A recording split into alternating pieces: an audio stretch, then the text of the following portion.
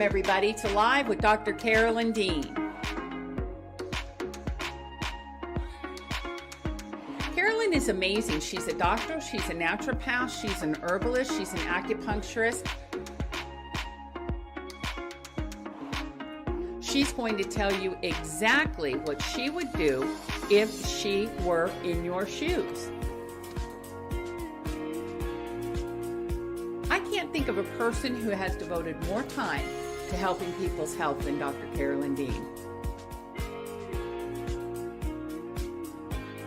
She can make a huge difference as you listen to her words of wisdom. We know she's ahead of time because she is the doctor of the future. Welcome, Dr. Carolyn Dean.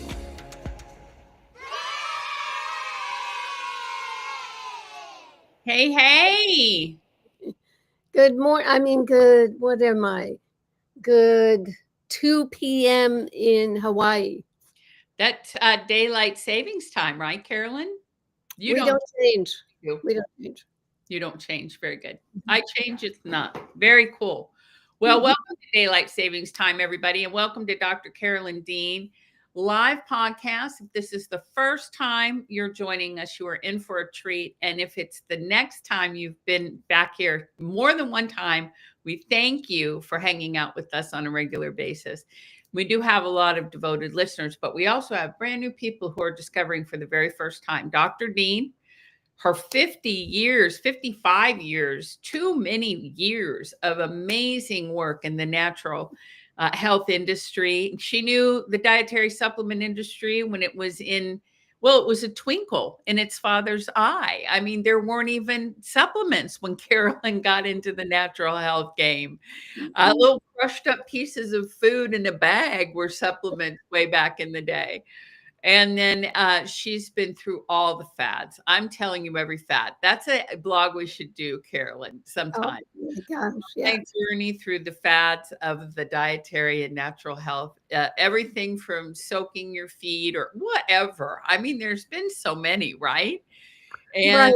I remember coming home from a conference once and somebody had this crazy whacked out theory that if you measured the distance between the elbow and the wrist and then measured the finger lengths and all this, it would tell you everything you needed to know about the endocrine system. Wow.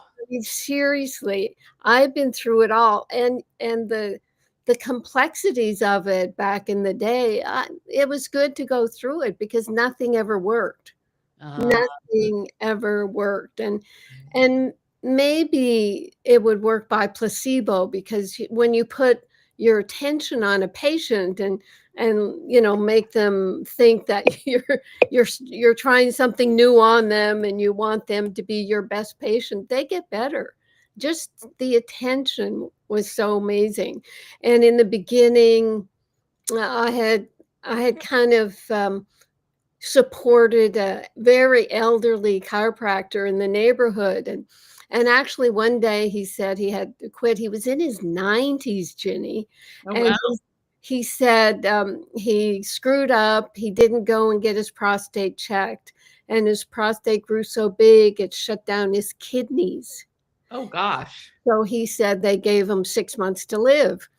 So he was just around the corner from the Mount Sinai Hospital where I interned.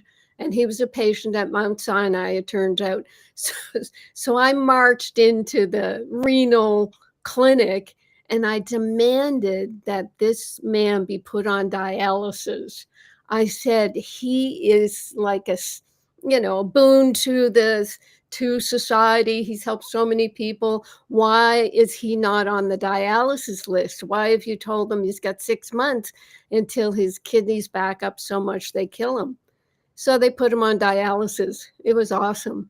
So he kept on. I don't know I think he maybe just practiced on me.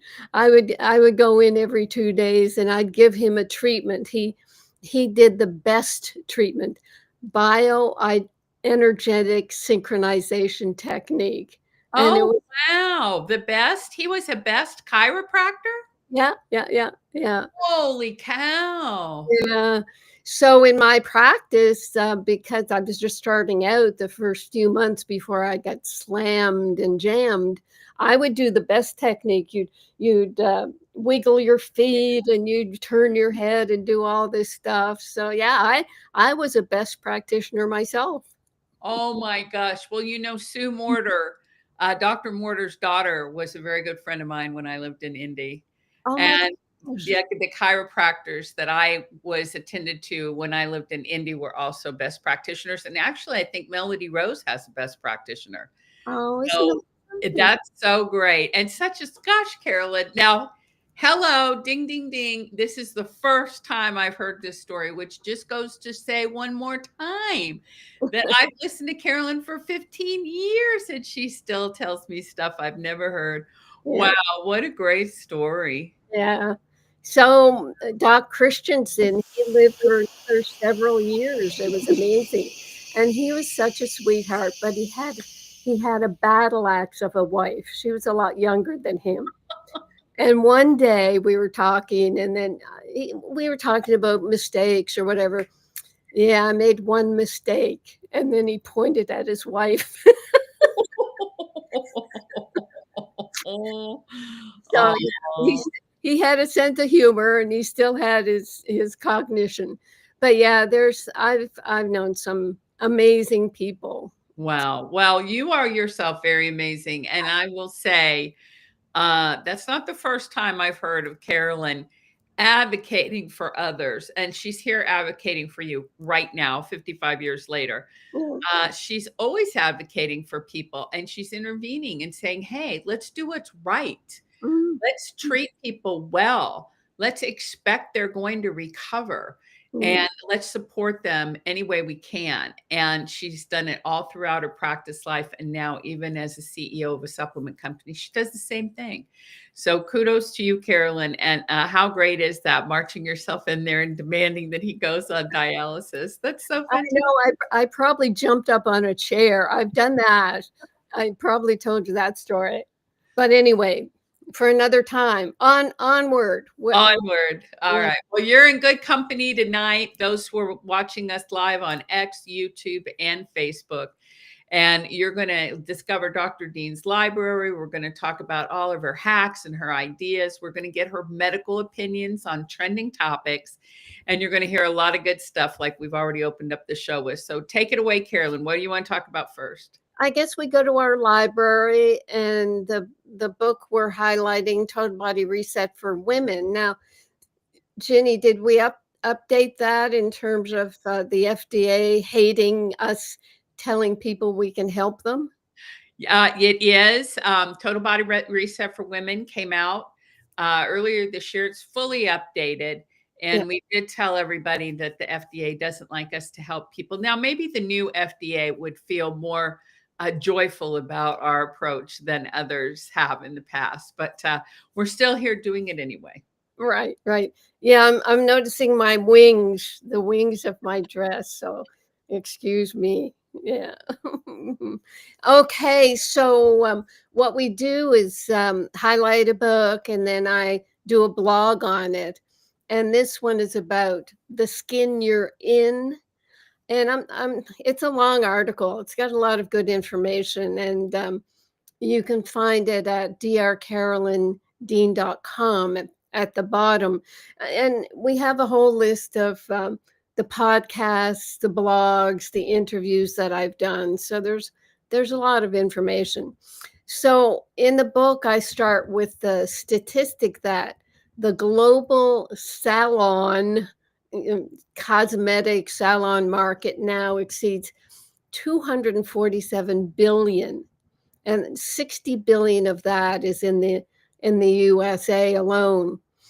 And it is mostly external products. They're laced with a lot of chemicals, and in the nail industry, yeah, I'm sorry, Jenny, but yeah, I know you love your nails and I love your nails, but and you probably do more natural nails, but there's a lot of formaldehyde, toluene, dibutyl phthalates in nail polish and hardeners, and there's acetone and methacrylates and solvents and just irritants for your skin and lungs. And it could lead to health problems like asthma or even neurological issues in sensitive people. So in the book, Total Body Reset for Women, I have a chapter on hair, skin, and nails. And that's where you'll find this information. But one thing that I realized when I was writing that chapter is the hair follicles are the only living part of the hair. So the follicle, it's the root of the hair shaft has a tiny bulb, and that's the hair follicle. And it has its own stem cells, which enable regrowth after the hair sheds. It has sebaceous glands that produce the oil that lubricates the hair. And the follicles also have, nerve cells that release histamine and serotonin when touched, and muscles that are connected to the autonomic nervous system. So it's a whole world itself, this hair follicle. And because it's alive with its, nerves and muscles and all the rest of it, it requires the same care and feeding as all the other cells and tissues in the body. So if you're deficient in key minerals and vitamins and essential fatty acid, that means your follicles will be affected and be undernourished. And what's interesting here is that if you have a magnesium deficiency, that deficiency can lead to constriction of the tiny muscles around your hair follicles, restricting circulation to the scalp and limiting nutrient absorption. And that's why stress can really affect the scalp. The stress of birthing, for example, 3 months after giving birth, women often have a hair falling out. They also have low thyroid, which makes their hair subject to lack of nourishment, lack of thyroid hormones, and it affects the hair growth. And then in terms of what you can do for your hair, we're talking about picometer magnesium, picometer silver, picometer zinc, and copper taken orally. And you can also put those liquids in a spray bottle and spray them on your scalp in areas where you want to stimulate hair growth. I think Ginny does some of that. So the minerals, they can be left on without rinsing and applied daily if you wish. And then with the skin, it's our largest organ. The average adult skin measures about 22 square feet, which is the size of a door. And the skin detoxifies the whole body through sweating out chemicals and toxins. Epsom salts, baths, or swimming in the ocean are great ways to support this natural process. And the skin, we get reports from people when their body starts detoxing yeast, they will get skin irritation, itching, hives, even psoriasis from yeast toxins. So for the skin, drinking water is great for hydrating the skin, ideally, and everybody's heard my guidelines before. You weigh yourself in pounds, cut that number in half, and drink that many ounces of water a day. If you're 150 pounds, half of that is 75 ounces. And to each liter or quart of water, you add a quarter teaspoon of sea salt, Himalayan or Celtic salt. And then to that same water, you'll add your picometer minerals. And there's also the exercise, good nutrition, sleep, all the basic lifestyle things that help the whole body, skin, hair, nails. But it's mostly the minerals. We've found, especially with the nails, people will tell us that, oh my gosh, now my nails are nice and hard. They're not chipping or flaking or, I remember back in the day when I didn't have enough minerals, I could press into sort of middle of a nail and it would separate. None of that happens if you have enough minerals. Oh, and Rachel reminded me to talk about our Remag lotion and Remag balm, and that can really help the what we call the hyperkeratinization of the skin, especially in your upper arms, all that bumpy stuff. Well, that just needs hydration, and that can happen with your Remag lotions. And yeah, I put down about omega-3. So yeah, magnesium, zinc, as I said, copper, vitamin D, omega-3s, vitamin C, all important for the skin. And I don't think I've talked about omega-3 too much lately. So I'll just say it has the following benefits in general, or for the skin in particular: managing oil production and hydration of your skin. It too prevents the hyperkeratinization of hair follicles. It reduces premature aging of your skin, reduces the risk of acne. They protect your skin from sun damage and help block the release of substances that eat away at the collagen in your skin after sun exposure. I don't know how they prove that, but that's one of the list. And then there's vitamin C. I'm writing a book on vitamin C. I think I've mentioned it many times. Awesome topic. And most skincare experts recognize the role of vitamin C in skin health, tissue repair, accelerated wound healing, eliminating bruising, because it increases collagen production. 30% of the body protein is collagen, and it's made with a lot of help from vitamin C. And it's best to get your collagen made yourself with the building blocks rather than taking collagen products that have been processed and, possibly made from very weird protein substances like, what did I read about, like chicken feed or whatever, to make your collagen? So if you're using collagen, find out the source. And also, yeah, go to suppco.com. Everybody should have that app now, SUPP.co. They're a company that produces a trust score for nutrients, supplements. At this point in time, they've analyzed 800 brands. The brand goes to them and says, yeah, I'd like to know my trust score so I can tell my people. And a lot of these products, there's something I have written that I'll mention below about products that aren't even on the scoring. So anyway, if you're check your products with Supco, and you'll know that when you go to Supco and check RNA reset products, our score is up in the 98th percentile for our products. So we're on top of like 790 other products. We're in the top few percent. And then the last thing is don't feed your skin sugar.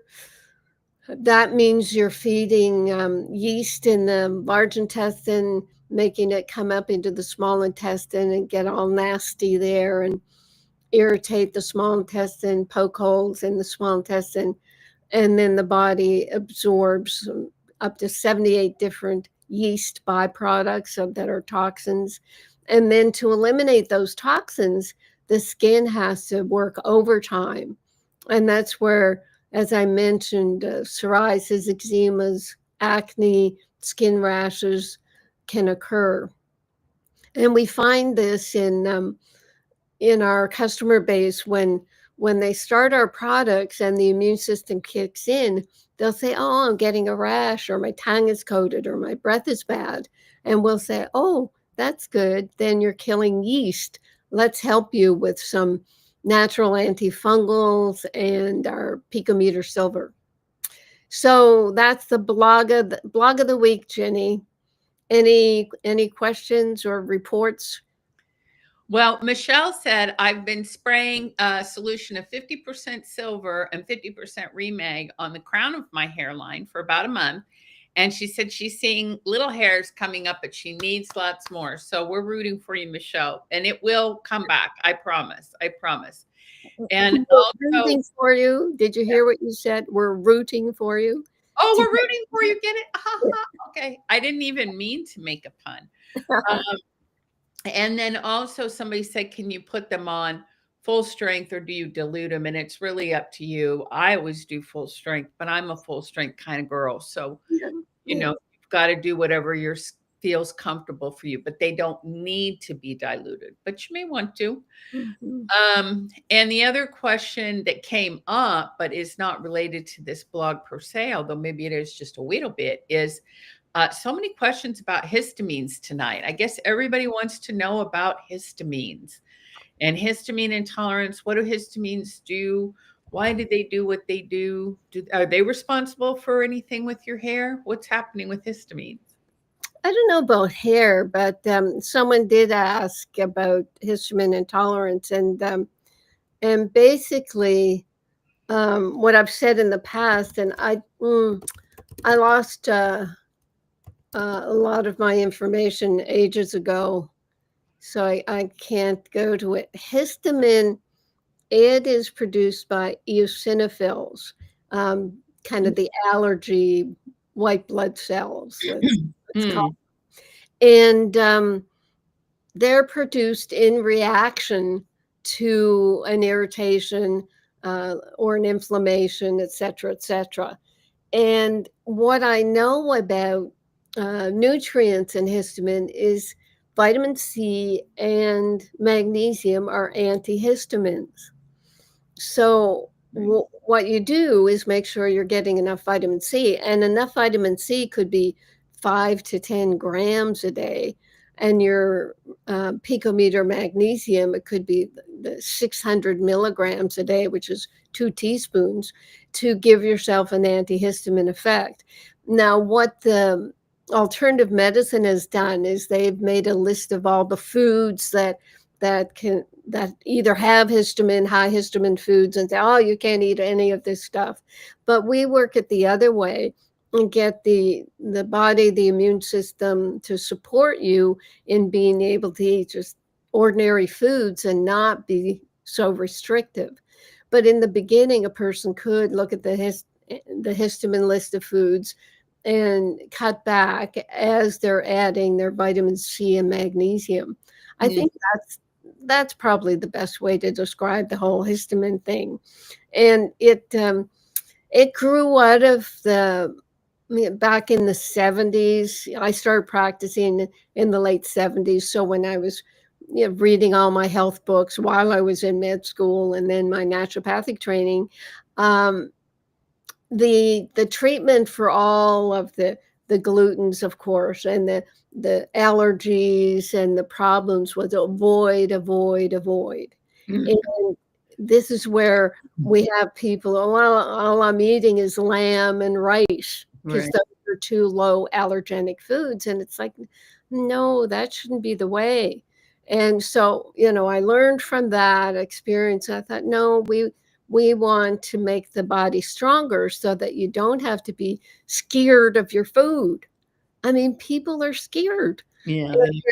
And they're even scared of nutrients. I mean, Julie tells me about in customer service where she'd have to tell people, well, just take a couple of drops of our picometer magnesium in water and, your body. Or we would tell people, oh, put a drop on your hand and your body will get used to it. So, and we've gone through many, many customers like that where they're scared, so scared that if something approaches them, the fear hormones take over. Yeah. And that actually, in experiments with hypnosis, you can say to a subject, I'm going to put a burning whatever on the back of your hand, and they will form a burn. Mm. It will get hot, red, inflamed, and painful. You can do that with fear. So anyway, with what are we talking about? Antihistamines. Antihistamines. Yeah. So yeah, someone will say, oh, maybe you have this condition. You'll look it up and get more and more scared because everybody's trying to get their clicks from being as dramatic as possible about your health. So that's why you come here to get, to just get grounded and, get common sense. Very good. Excellent. Excellent. So, yeah, very good. The answer is you've got solutions and also within reason. I mean, you don't have to go take a big old bath and a bunch of histamines, but you want to fortify your system. I remember going to the Health Freedom Expo with you in 2013, Carolyn, and that was the beginning of my awareness that people were scared of food. And I just thought to myself, what if you got into a situation through some kind of misfortune or change, like even what we have with COVID, where you can't get access to the foods you normally eat? And then what are you going to do? You have to eat a histamine food and you're not going to want to eat it or something because of the way your body might react. That's just not the way. You want to be unburdened so that you may not eat everything, but you certainly don't have to be limited and be afraid of food. Think about that. Right. And we have had the experience even with our Jackie, who was in our professional side. She was living out in some near some hot springs or something because someone said if you need fresh air, you need mineral water, and then someone at Crestone gave her my book, and then she started opening up to taking in real minerals that are quickly absorbed, and things turned around for her. So we've had enough experience to be able to say what we're saying, even though the FDA doesn't like us saying it. That's right. That's right. Very good. Thorough presentation on that. Thank you, Carolyn. All right. What should we go on to next? Okay. Yes, we have the MAHA report is the next thing we usually talk about. And Ginny sent me this.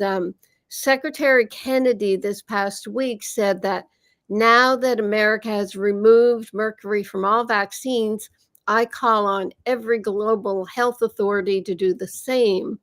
And this will ensure that no child anywhere in the world is ever exposed to this deadly neurotoxin again.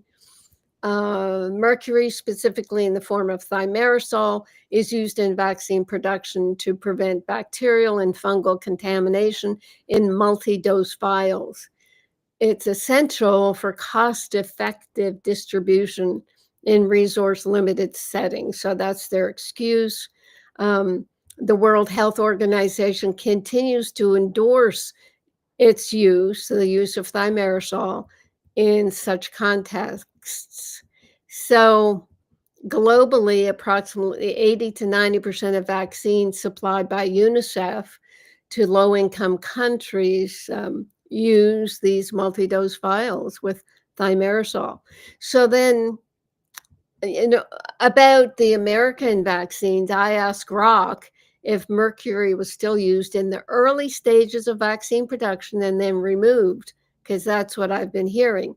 And they said, yes, in certain vaccine manufacturing processes, thimerosal is sometimes added early on as a bacteriostatic or inactivating agent to prevent microbial growth. It is then largely removed. Largely is the word here, because it's not completely removed, through filtration or other processing steps, but trace amounts, typically less than 0.5 to 1 micrograms of mercury, can remain in the final product. And then they say these traces are considered insignificant. Now, that's what they've been saying about thimerosal all along. Oh, it's such a little amount. Because then they say in multi-dose vials, it's added later, not removed, resulting in about 25 micrograms per dose. So but the 1 microgram in a vial that they say, oh, there's no mercury. If a child is receiving 72 doses of vaccine in their in 5 years, then they have 75 micrograms of mercury because it's cumulative. So there. Back to over to you. Over to you, Jenny. Okay, so now I'm confused. They didn't take mercury out of vaccines, is what you're saying. Correct. Oh, well then what was he towing on about? Well, they're going back to the I'm sorry about my bangs. They're just going back to, oh, it's such a tiny amount, it's okay. So, it's the lie that keeps on giving. Hmm. Yeah. Yeah, and Well, you know, that's disappointing. oh yeah. And when I went to X and looked at Kennedy's secretary Kennedy's whatever page, people are saying to him, yeah, globally, do this, do that, but what about what about all the drugs? What about everything else? And one of the things was, oh yeah, they've decided that biologic drugs, which I've talked about a lot, biologics are medications that they sort of throw together with pieces of this and that, human tissue, animal tissue, insect tissue, all kinds of things to create something or other. I don't even know how they do it. It is so difficult for me to understand how they put these things together. But biologics are extremely expensive. And apparently, the drug companies have gotten some sort of government dispensation that other companies can't make generics of biologics. So biologics are patented and you can't make a copy that's cheaper. So the government says, "Oh, well, we'll rescind that order and make biologics cheaper." And so there's this flurry of comments on X that, what are you doing? Pay attention to some alternatives and alternative medicines. You're just pushing more drugs and the whole thing about let's make drugs cheaper. This is not making America healthy again. It is kowtowing to big pharma that, yeah, we'll let you still make all the billions of dollars that you want to make while people still take their drugs. Oh, but they'll be cheaper. Oh, that's going to help my health. So that's the problem with MAHA right now. That's on a lot of people's minds. Okay. Very good. Mhm. All right. And then, oh yeah, we go to questions and comments next, Rachel. And we talked about the histamine, and someone says they're having a lot of itching with it. Itching. So yes, itching is a histamine reaction. And histamines are there in your skin, in your body. You can sort of scratch and itch. It's the same with wheezing and asthma. There's probably a histamine reaction there. You can cough and laugh yourself into a little bit of a wheeze because the body is so reactive, and we can change that with knowledge, and then, as I said, with magnesium and vitamin C. Jenny, someone's asking me about supplementing with copper. Can it be useful on its own, or is it dangerous? Feel free to go on a rant. So I talked about this and ranted on it July 28th, 2025. Now, the thing about copper is, back in the day, in the 70s, when I was studying nutrition on my own and all the rest of it, Dr. Carl Pfeiffer, a PhD, he talked about copper being toxic and we shouldn't take it. And with our Amish group, they were concerned about copper. And then you've got some people saying copper is a lifesaver. And then other people saying that never take copper. So when I come across a situation where someone says it's evil and toxic, never take it, or it'll save your life, you really have to be in the middle of that conversation. It's like either side has half truths that then they just promote their half truth. So that means you don't take a lot, you're careful, you take a bioavailable source of copper, you use low potency, and that's what I've learned over the years. I've put all that information into my formulas, so I've just got, low potency copper in our multiple mineral. And with our zinc, which, some people could be taking too much zinc, and it will really deplete your copper if you don't have 10-to-1 ratio, 10 parts zinc to 1 part copper. So with copper, it is necessary in our hemoglobin, for our hemoglobin production. It is the 6 molecules of copper are on ceruloplasm that carries iron and obviously also carries copper to various parts of the body. The iron is necessary to make red blood cells. So without proper amounts of copper, you don't get your ceruloplasm, you don't get your iron, you get anemia. And nobody knows what that's caused from if you're not aware of the copper necessity in ceruloplasm. Copper metabolism with ceruloplasm. And there's a segment of people who say that vitamin C will overutilize copper and make it deficient, and that's why vitamin C shouldn't be taken in high doses. And my rebuttal is, well, take a balanced amount of copper.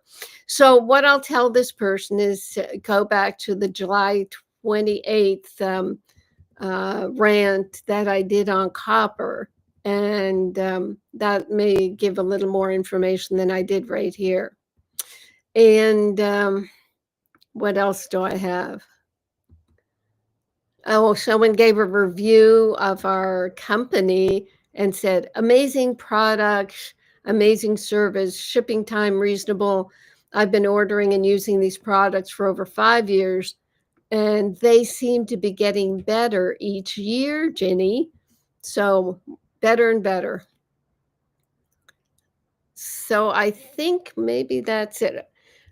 Shall I go right to pros and cons of supplements, drugs, and research, or do you have any questions from our audience? I have a couple questions. One is from our most wonderful, most excellent Alan, who I miss so much because he's usually on here all the time.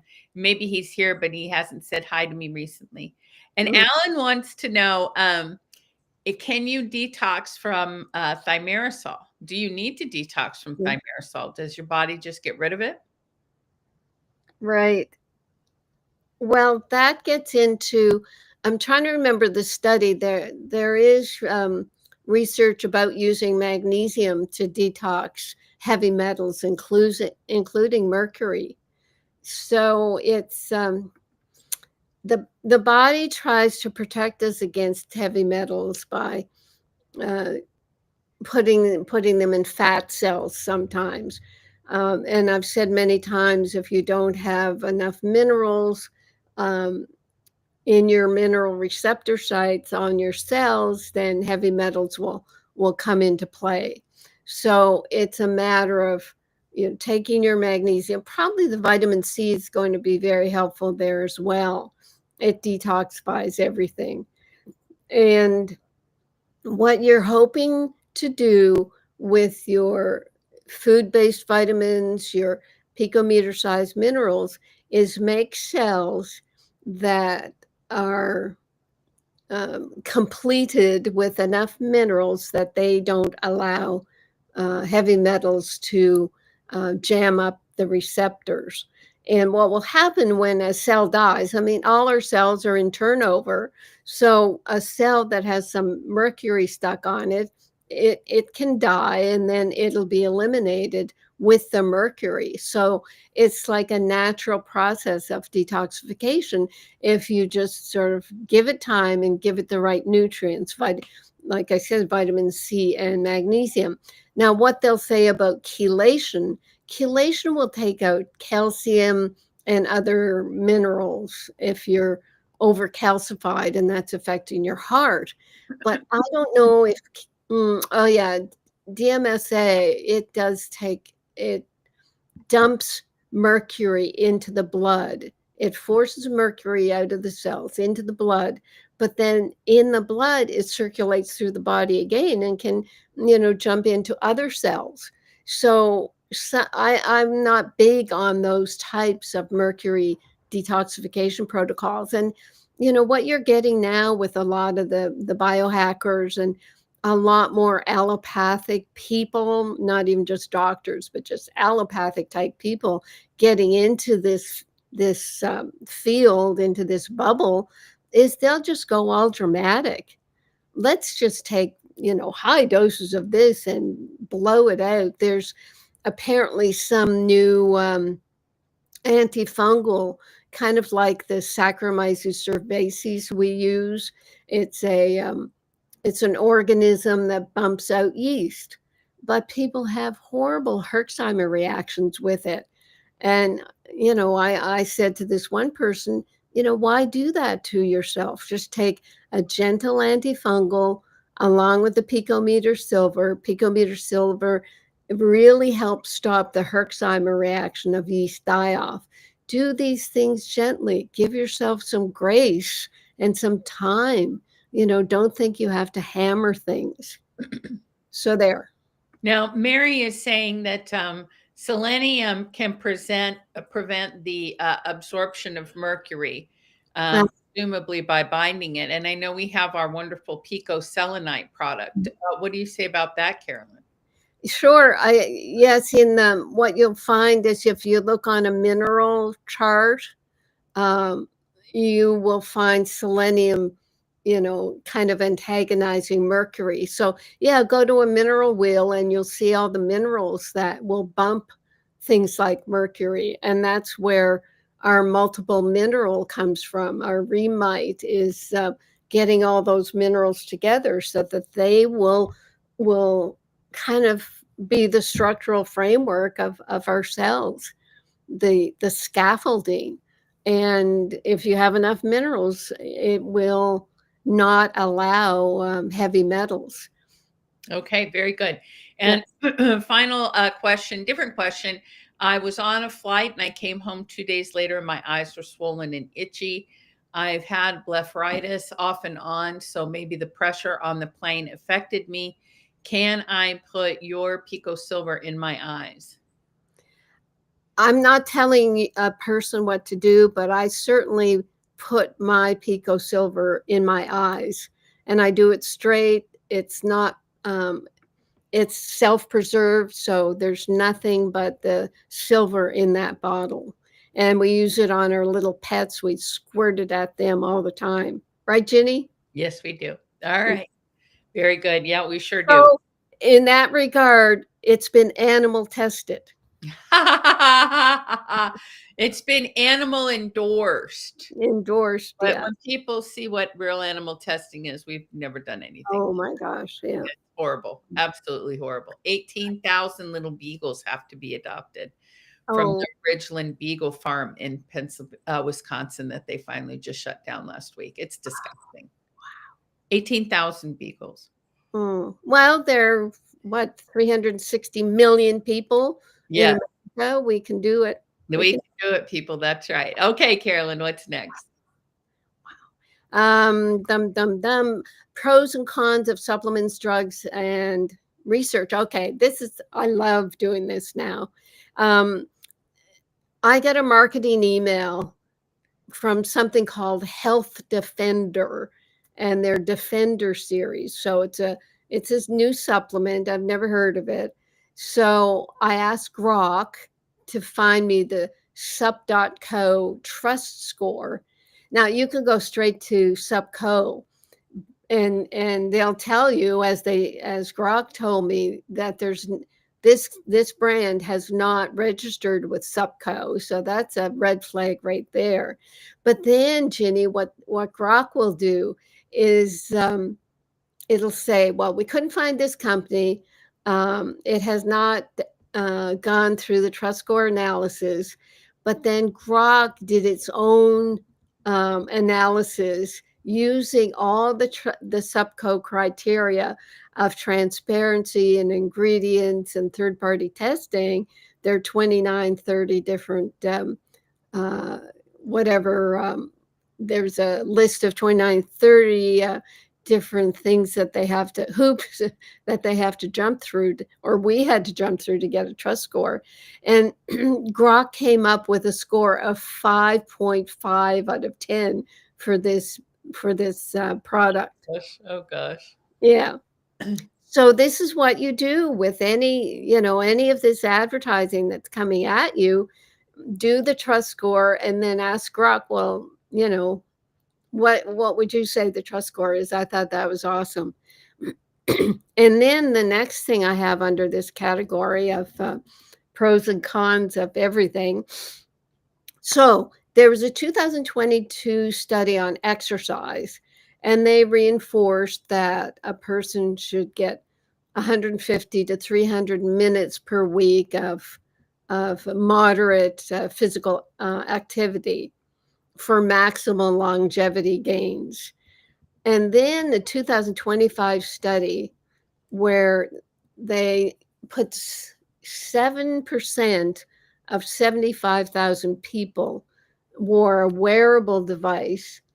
And I don't know, the rest of it was like a diary or a log of what their exercise was. And somehow, seriously, through AI manipulation, making it up as they went along, I think they're saying that vigorous exercise is 4 to 9 times better than moderate exercise or walking.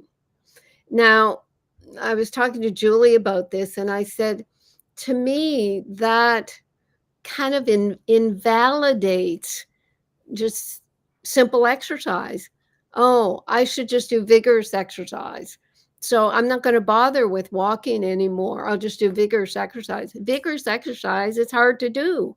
So they won't do it. So I think this study, just because, people are in their little bubble of research and they're trying to, narrow down whatever they're talking about, and somehow they're saying the mortality is less for people who vigorously exercise. But you look at the athletes, they're not living long, they're not living healthy because they over exercise and damage different organs and joints. I mean, we're walking along the beach path, and these runners are always whizzing by, and I'm yelling out at them silently, hip replacement 15 years, because they're jamming their joints so badly. So this study really bothered me because it looks so manipulated. Well, we took this and then we did this computer analysis, and I know I'm just shredding it without any real, with total bias. That's what I'm doing. But at the same time, what I started to do was I swim after we walk. I'll swim, but just 20 lengths actually. So I started to do a full out length, where I double my heart rate, and it feels good to do it. And it's only 30 seconds, 5 times doing a length. And I thought, okay, there's my vigorous exercise for the week. Take that. You silly researchers, you. Uh-huh. So, but do you see what I'm saying, Jenny? If someone thinks, oh, they're telling me that It's bogus to, I'm not getting anything out of my moderate exercise. So why even bother? Which is kind of crazy because exercise, if you do it in a club, you're socializing. If you're walking, you're meeting people. We call it intermittent walking because you walk fairly fast for a bit and then you stop and talk to people. So there's more to exercise than just seeing who lives a bit longer. And in the pool, I get my best ideas. So here's what hit me. When they're looking at mortality, are they putting into the mix, taking into consideration the fact that the past 5 years we have created spike protein in people that is increasing the mortality of our population? And the spike protein can come from having COVID. Long COVID people are showing spike protein when they do blood tests. People who've had the COVID jab definitely have spike protein. So they're not taking into consideration the fact that we've got a whole demographic now of people who are at higher risk because of spike protein that has nothing to do with exercise or anything else in the world. So the exercise research, just forget about it, in terms of looking at mortality data. And I've said the same about the silly mice and rat studies that, especially if they're looking at heart disease or inflammation or diabetes or anything to do with vitamin C that the mice and rats are making. Because you give the mice and rats some drug or some stress or whatever, well, they're going to produce extra vitamin C and take care of the problem. And then they'll make some sort of conclusion that, oh, the mice did this, maybe that's transferable to humans. We don't make our own vitamin C. That's why we're so messed up. We need to be taking more vitamin C. So research, I always was, I wrote the book, Death by Modern Medicine, for Pete's sakes. I've been anti the problems with research for a long time. But when you take into consideration the new mortality rates that are going on, just look those up, and the mice and rat study, and the fact that people are just in the research field. Ginny and I have had this experience, and we've talked about it, how, one of our studies, the doctor who we thought was running it turned it over to a professor who turned it over to some clerk who probably turned it over to the janitor. And by the end of it, they didn't have a clue what they were doing. Oh, and here's another thing. When you look at all the people on Ozempic drugs and the organ damage that they're suffering and the muscle loss, they should not be used in studies that track muscle function or organ health. No. Yeah. Or what about the people on statins who have muscle problems? And they've tried to play that down forever, but they've definitely proven that statins cause coenzyme Q10 problems. There's discernible, measurable damage that a lot of drugs cause.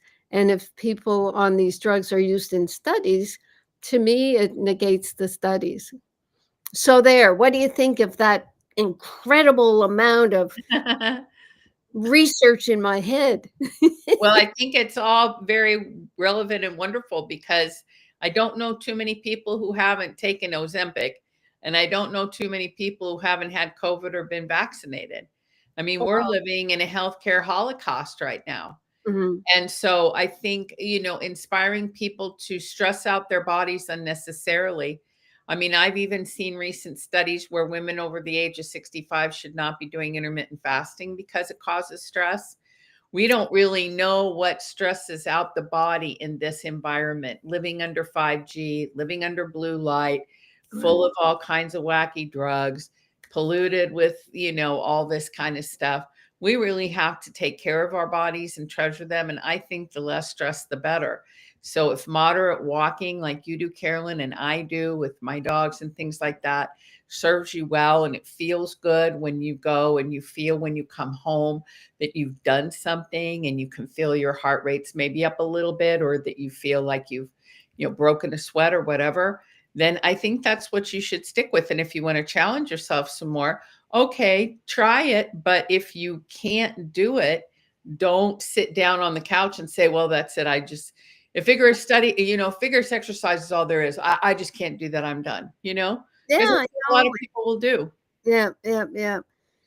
So beware of all these clickbait studies where you see a headline, and it's like they're just trying to get research money to keep the food on their table, but it's the focus is not on your health. And like Ginny says all the time about what we do, our focus is on all the things that I've learned over the past 55 or more years that I can put into play for myself and then pass it on. So I'm the crash test dummy for all this.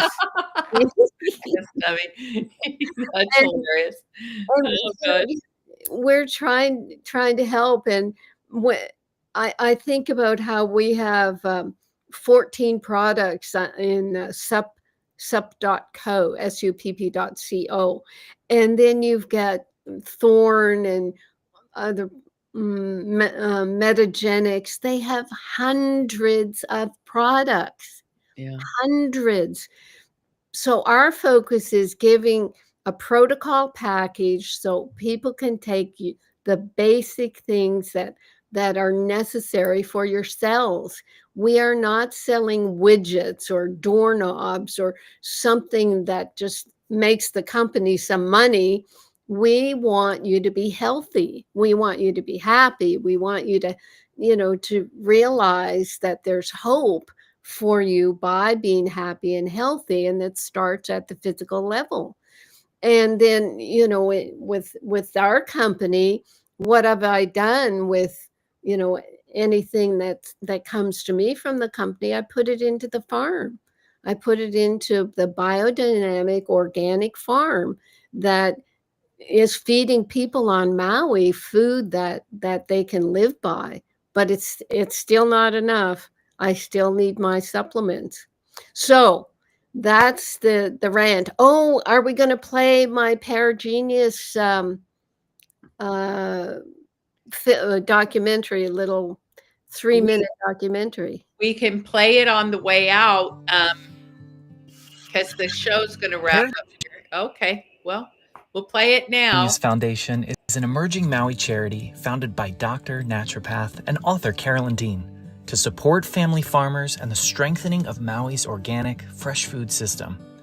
Her journey began after coming into contact with a family farm team that was creating something really special, a celebration of their own harvests coupled with the harvests of dozens of other local farmers. What they were creating was a grassroots food hub, and Dr. Dean wanted to see this movement thrive. She started by purchasing 2 specialty tractors that allowed the farm team to cultivate their unique terrain. And that was just the start of her giving journey. She started volunteering at the weekly farmers markets. She offered them low-interest loans as they worked to improve their farm operations. And then she invited friends and neighbors to volunteer alongside her. Her support allowed for this food hub to grow tremendously. Here you can see how the produce harvest and merchandising made the weekly farm stand spread so monumental. Market goers would wait 20 minutes just to grab produce here. It was such a sight to behold, and the stage was being set for Paragenius to form. Since 2023, we've formed to invite the larger community to join us in the celebration of our local farmers and our local food system. We provide over 1,000 volunteer hours every year to support in local food distribution. We've received grants from the Maui Strong Fund and the Atherton Foundation to deliver food to wildfire survivors and create charity housing for our future volunteers. And last year, our team provided pro bono grant writing support to family farmers so they can continue to improve their operations. Through education, volunteering, donating, and more, join us as we work to strengthen local community wellness by supporting our family farmers.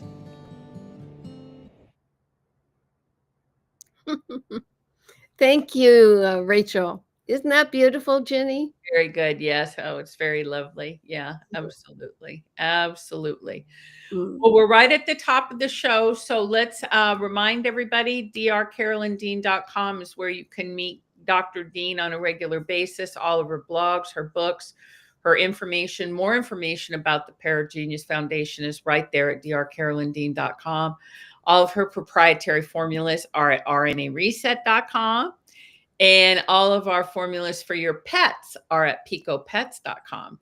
And remember again that the semi-annual sale, which everybody asks me about all the time, is this Friday, begins this Friday, and that'll be 22% off site-wide. And you can also use the order a gift feature and send family gifts to your holiday gifts to your family. All right. And anything else you want to say, Carolyn, before we end?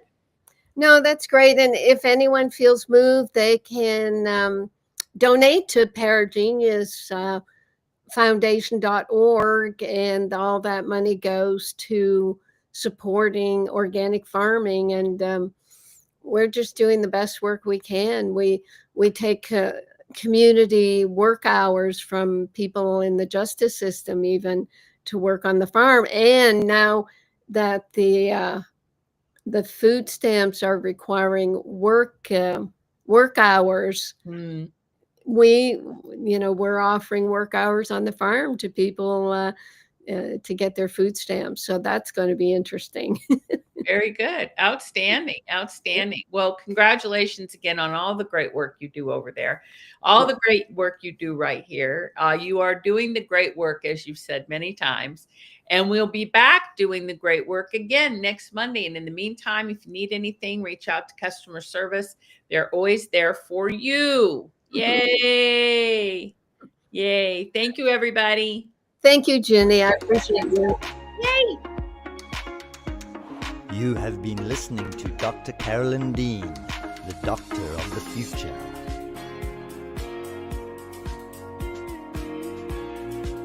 Become a member of drcarolyndean.com and get access to all her leading edge of creation information, as well as archives, webinars, and other valuable media resources.